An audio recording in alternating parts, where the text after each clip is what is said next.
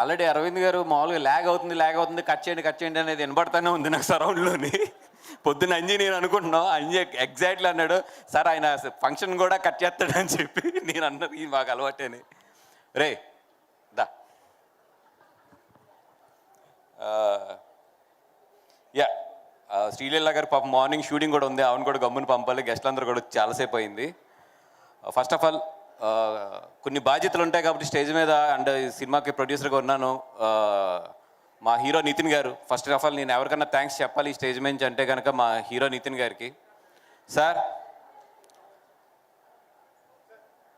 నిజంగా మీరు లేకుండా ఈ సినిమా ఇంత హ్యాపీగా ఇంత ఎదరికి వెళ్ళేది కాదు. ఎందుకంటే ఇది ముగ్గురు కుర్రోళ్ళు కథ ఒక హీరో యాక్సెప్ట్ చేయాలి అంటే చాలా ఆలోచిస్తారు. కానీ మీరు ఎటువంటి సంకోచం లేకుండా సార్ నాకు సినిమా నచ్చింది, ఇది ఒక కథ కింద నేను ఈ సినిమాని చూస్తున్నాను, నేను డెఫినెట్గా ఈ కథలో ఒక పార్ట్ అవుతానని చెప్పి మీరు నిజంగా వచ్చి అడిగేసి ఈ సినిమాని ఒప్పుకున్నారు. Thank you so much sir. ఎందుకంటే దీని ముందు అంచి చాలామందికి చెప్పినా కూడా ఒక్కొక్కరు ఒక్కొక్క ఒపీనియన్ ఇచ్చారే తప్పితే ఈ సినిమాని ఒక కథ కింద చూసి మీరు ఎదురుకొచ్చారు. Thank you so much sir. And ఇంత పెద్ద ఫ్యామిలీ నుంచి వచ్చారు, ప్రతి క్షణం కూడా నాకు మైండ్లో తిరుగుతూ ఉండేది, ఆయన ఎలా ఉన్నారు, అక్కడ బాగా చూసుకుంటున్నారా లేదా ఏంటి అని చెప్పి. ఏ రోజు నాకు ఇబ్బంది లేకుండా ఇన్ఫ్యాక్ట్ నన్ను బాగా చూసుకునేవాడు ఆయన సెట్కి వెళ్తే. అంత నిజంగా యూనిట్తో కలిసిపోయి అంత బాధ్యత తీసుకుని అక్కడ అవుట్డోర్లో అన్ని రోజులుండి ట్యాన్ కూడా అయిపోయారు పాపం చాలా. అప్పుడు thank you so much for everything.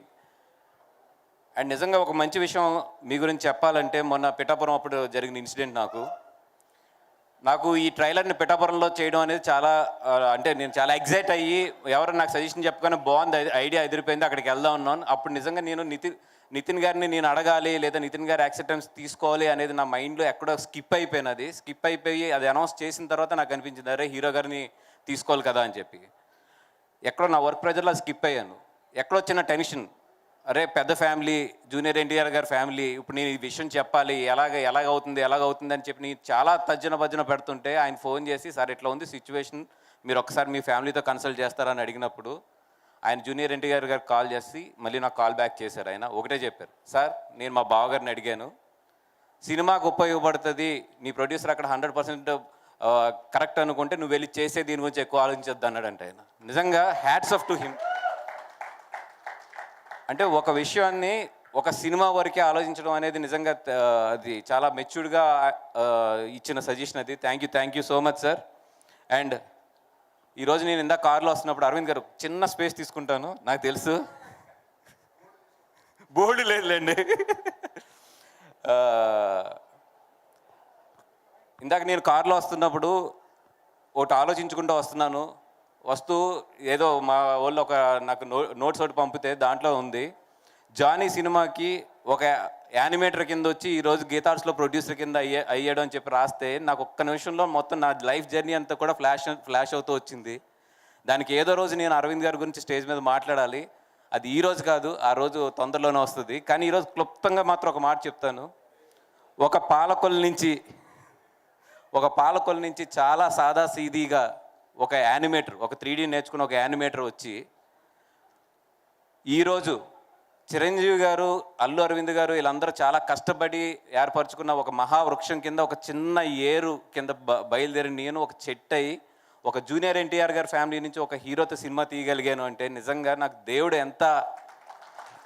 ఎంత అదృష్టం, ఏ జన్మలో నేను ఇది చేసుకున్న పుణ్యం అయి ఉంటుంది అనుకున్నాను. అదేవిధంగా నేను చిన్నప్పటి నుంచి కూడా పవన్ కళ్యాణ్ గారి అభిమాని.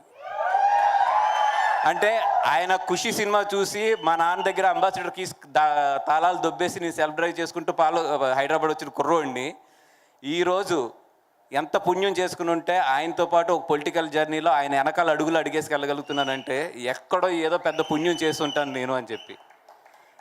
ఇంత మంచి జర్నీ నాది వెళ్తున్నది. మొన్న 3 days బ్యాక్ మా టీం అంతా కూడా కూర్చున్నప్పుడు పబ్లిసిటీ తక్కువ ఉంది, నువ్వేమో కాపీ మీద ఉంటున్నావు, కాపీ రెడీ చేస్తూ ఉన్నావు, పబ్లిసిటీ తగ్గుతుంది, హెవీ కాంపిటీషన్ ఉంది, ఏం చేస్తావు అని అడుగుతున్నారు. నాకు ఒక్కటే ధైర్యం, ఎప్పుడు నా లైఫ్లో ఒకడు ఉన్నాడు,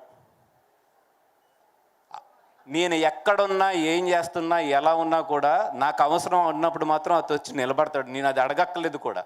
చాలామంది ఏంటంటే అతన్ని అడగండి అంటున్నారు, నేను అడగట్లా. డైలాగ్స్ కూడా పడుతున్నాయి, ఏమని లేదు వీళ్ళిద్దరికి ఏదో గ్యాప్ వచ్చింది, ఈయన ఆయనతో సరిగ్గా ఉండట్లేదు, ఆయన ఈయనతో సరిగ్గా ఉండట్లేదు, ఇవన్నీ డైలాగ్స్ పడతానే ఉన్నాయి, నాకు వినపడతానే ఉన్నాయి. కానీ నాకు తెలుసు నేను కష్టంలో ఉన్నానంటే ఇద్దరు నన్ను గుర్తుపడతారు. ఒకటి మా అమ్మ, రెండు నా స్నేహితుడు బన్నీ. నేను కమ్యూనికేట్ చేయక్కర్లేదు, నేను అడగక్కర్లేదు, నాకు అవసరం ఉంది అంటే అతను వచ్చి నిలబడతాడు. ఆ విషయం నాకు తెలుసు. అందుకే ఈరోజు 11 గంటలకి తన ట్విట్టర్ హ్యాండిల్ ఎంత స్పెషల్గా తను చూసుకుంటాడో నాకు తెలుసు. అది చాలా తను కనెక్ట్ అయితే తప్పితే ఆ హ్యాండిల్ వేయడు. అట్లాంటిది నేను ఒక్క మాట అడగలేదు, ఏం అడగలేదు. వీడికి ఇప్పుడు అవసరం అనేది ఎక్కడో ఆయన మనసులో తట్టింది, ఆయన వేసాడు అంతే. 7 లక్షల వ్యూస్ ఈరోజు. అదేవిధంగా ఆయన ఇన్స్టాగ్రామ్ తీసుకుంటే 7 లక్షల ఇంచుమించు 6,50,000 వ్యూస్ ఇందాక నేను చూస్తుంటే, ఒక స్నేహితుడికి ఎప్పుడు నిలబడాలి, ఎలా నిలబడాలి అనేది తెలిసిన ఒకే ఒక వ్యక్తి ఎవరంటే నా లైఫ్లో అయితే అది బన్నీ గారు. 20 సంవత్సరాల క్రితం నా కోసం ఆయన వాళ్ళ ఫాదర్కి అడ్డు నుంచి ఉన్నాడు. మీకు గుర్తుందో గుర్తులేదో సార్, 20 సంవత్సరాల క్రితం నేను ఒక మిస్టేక్ చేస్తే నేను గీతా ఆర్ట్స్ నుంచి వెళ్ళిపోవాల్సిన రోజు అది, 20 years బ్యాక్. ఒకటే చెప్పాడు ఆయన, తను ఉంటున్నాడు, తను ఉంటాడు. ఆయన వాళ్ళ ఫాదర్కి ఎదురు నిలబడ్డాడు. ఒక స్నేహితుడి గురించి ఎవరన్నా దేనికన్నా ఎదురు నిలబడగలనంటే అది బన్నీ గారు. అది నా లైఫ్లో నేను చూసింది. ఆ రోజు ఆయన కనుక నాకు నిలబడకపోయి ఉంటే ఆ రోజు, ఈరోజు బన్నీవాస్ అనేవాడు ఈ స్టేజ్ మీద ఉండేవాడు కాదు.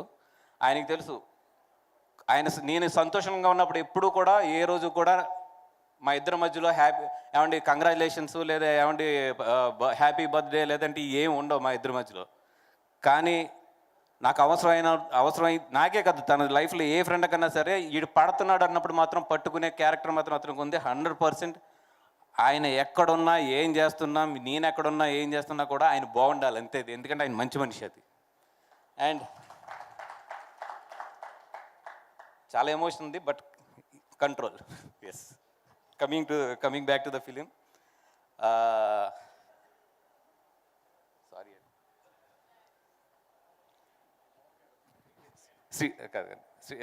నితిన్ గారు, శ్రీలీల గారు, థ్యాంక్ యూ సో మచ్.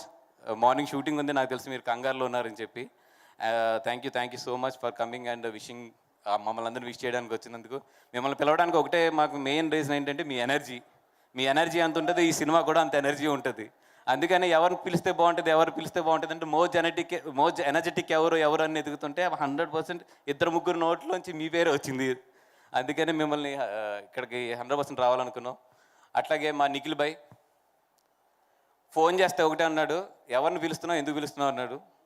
అంటే నిఖిల్ భాయ్ ఇట్లా ఫంక్షన్ ఉందంటే, నా ఫంక్షన్కి నేను వస్తున్నాను, ఇది నా బ్యానరు, నా సినిమా, నేను వస్తున్నాను, నేను గెస్ట్ ఇవన్నీ కాదు, నా సినిమాకి నేను వస్తున్నాను, I'm also like A producer అని చెప్పి నాకు ఇంకో రెండో మాట కూడా నాతో మాట్లాడించకుండా ఎన్నింటికి రావాలి, ఎక్కడికి రావాలి, నాకు ఎవరు కమ్యూనికేట్ చేస్తారని చెప్పాడు. థ్యాంక్ యూ నిఖిల్ భాయ్, thank you so much for everything. And Manji, అలాగే మొత్తం మా టెక్నీషియన్స్ అందరూ, అదేవిధంగా thank you so much for Riyaz and Banu. Because ఈ కథను తీసుకొచ్చి నాకు చెప్పించిన వెంటనే నేను ఒకటే చెప్పాను, ఈ కథ నుంచి అయితే నేను పార్ట్నర్షిప్ ఇవ్వాలని, ఈ కథ నేను దొబ్బేస్తున్నాను అని చెప్పాను. అంత క్లారిటీగా చెప్పాను, ఎందుకంటే ఈ కథ నాకు అంత బాగా నచ్చింది. అండ్ ఈ సినిమాని మెయిన్ ఈరోజు నేను అనుదీప్ గారిని కానీ మా కళ్యాణ్ గారిని కానీ ఇక్కడికి రమ్మంటానికి మెయిన్ కారణం ఏంటంటే, సార్ నేను జాతిరత్నాలు చూసినప్పుడు ఇంటికి వెళ్ళి కుళ్ళుకున్నా. ఏంటంటే ఇంత మంచి అంటే థియేటర్ బౌన్స్ అవుతుంటే నాకు పొట్ట ఇది నొప్పి వస్తుంటే, అబ్బా నా లైఫ్లో ఇలాంటి ఎంటర్టైనర్ ఎప్పుడన్నా తీయాలి ఒకటి అని చెప్పి నిజంగా ఆ రోజు అనుకున్నాను సార్. ఈ కథ విన్నప్పుడు నేను అంతా ఎంజాయ్ చేశాను. నిజంగా మీరు జాతిరత్నాలు అనేది తీయకుండా ఉంటే కనుక మాకు ఒక స్క్రీన్ ప్లే మీద నవ్విస్తూ తీసుకెళ్లే సినిమా మీద నమ్మకం వచ్చేది కాదు. Thank you so much. మీ జాతిరత్నాలు అనేది ఎంతమందికి లైఫ్ ఇచ్చిందో. అదేవిధంగా మ్యాడ్ ఈ మధ్యలో చూసిన one of the best timer థియేటర్లో. నేను నాకు చాలాసార్లు మీతో కూడా చెప్పినట్టు ఉన్నాను. Thank you so much for entertaining us. ఈ సినిమా డెఫినెట్గా అంత నవ్వించాలని కోరుకుంటున్నాను సార్. అండ్ వంజీ కూడా చాలా బాగా చేశాడు. అండ్ మా అజయ్ అర్సద్ అండ్ మా రామ్ గారు, వీళ్ళందరికీ కూడా థ్యాంక్ యూ సో మచ్. మాట్లాడాలి బట్ చాలాసేపు అయింది. ప్రతి టెక్నీషియన్స్కి అందరికీ కూడా మాట్లాడాలి, కానీ ఇక్కడ స్టేజ్ మీద అంత టైం లేదు కాబట్టి thank you so much for every technician.